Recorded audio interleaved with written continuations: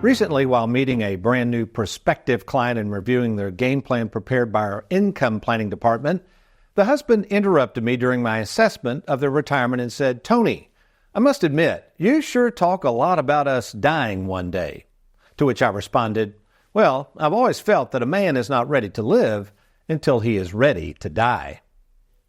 You see, folks, in working in the financial trenches these past 40 years and in meeting with nearly 20,000 savers, one thing I've learned and confirmed is this: nobody's getting out of this thing alive. And if we fail to acknowledge this fact, then we shall soon forget why people retired in the first place, hopefully so that they can enjoy the fruits of their labor for a very brief period of time between when they retire and when they will die.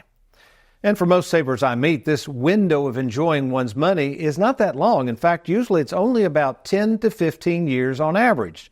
That's it. So yes, acknowledging and planning for one's death must be a part of the retirement planning process. Otherwise, you'll never give yourself permission to spend and enjoy your money. And it's not just a little man in a sweater vest who thinks talking about life and death is important. The Bible is full of the discussion on death, and not just what happens to your stuff when you die, but what happens to you when you die.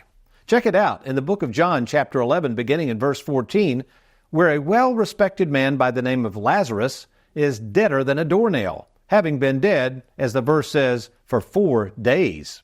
When all of a sudden, local friends and family appealed to Jesus to take his power and remind him that if he had been with Lazarus, Lazarus wouldn't have died at all.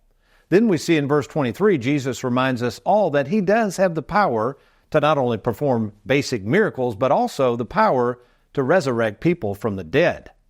Yet, as we see in verse 26, Jesus reflects on an important question to all of us as to whether we think he truly has such a power when he asks a very simple question. Do you believe?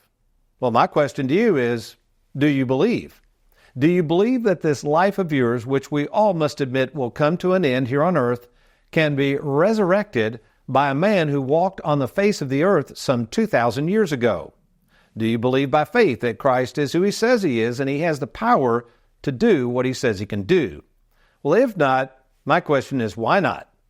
Why, given the fact that none of us are getting out of this thing alive and the world provides no good answers as to what's going to happen when we die, why would we not believe in someone who proved that he does in fact have the power to resurrect those who believe? Of this thought of one day being dead and then by the power of God's Spirit being resurrected from the dead, the Apostle Paul had this to say in Philippians 3, 10, and 11, where Paul admits that he was preoccupied not only with the idea of wanting to be resurrected from the dead, but also preoccupied with the sufferings of this world between now and the time of his resurrection. It truly is all that matters, don't you think? Whether this man Jesus will do what he says he can do, because in the end, friend, that's all we can hope for.